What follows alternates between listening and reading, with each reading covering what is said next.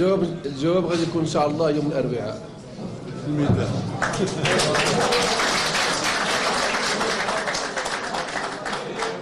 نظن وفاق سطيف يوم الاربعاء راح يدخل ب 11 لاعب في ارضيه الميدان، صافي يدير وفاق سطيف وشحال من جاب 11 لاعب راح تدخل في ارضيه الميدان. انا بالنسبه لو باساج تاعي هنا في السي ال بي فتنظن التقييم تاعو ماشي انا اللي غادي نعطيه، كاين هناك ارقام ليك شخصيا. لا بالنسبه لي كمدير فهو جد مفيد، لاني طلعت على ثقافه اخرى، على اورغانيزاسيون اخرى، كذلك على بطوله اللي كتشبه وكتخالف مع البطوله المغربيه في بعض الواجهات اللي عندها عندها واحد الايجابيات واحد السلبيات، بعض الايجابيات بحال نظيرتها المغربيه. بالنسبه لي انا هو واش الاضافه اللي عطيت، واش عطيت اضافه للكره الجزائريه ولا ما عطيتهاش، واش عطيت اضافه للفريق ديال السيربي ولا ما عطيتوش.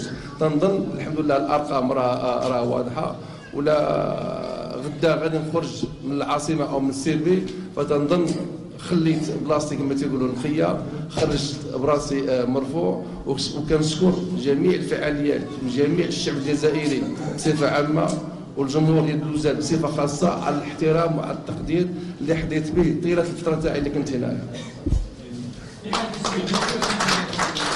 في حال التتويج فغادي تكون عاد تكون فرحه عارمه، ماشي غير لي انا، غنكون فرحت الجمهور ديال شباب بلوزداد اللي كيتسنى هذه السابعه تنظن من 2009.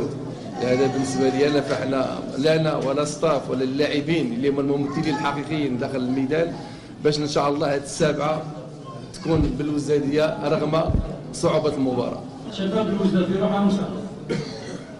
فريق شباب بلوزداد في روحها مستقبل. احنا عندنا فريق الحمد لله. عندنا قائد محمد وعندنا مدرب ما شاء الله، مدرب محمد عالمي، ما احنا نحتاج نتكلم عندنا نهائي.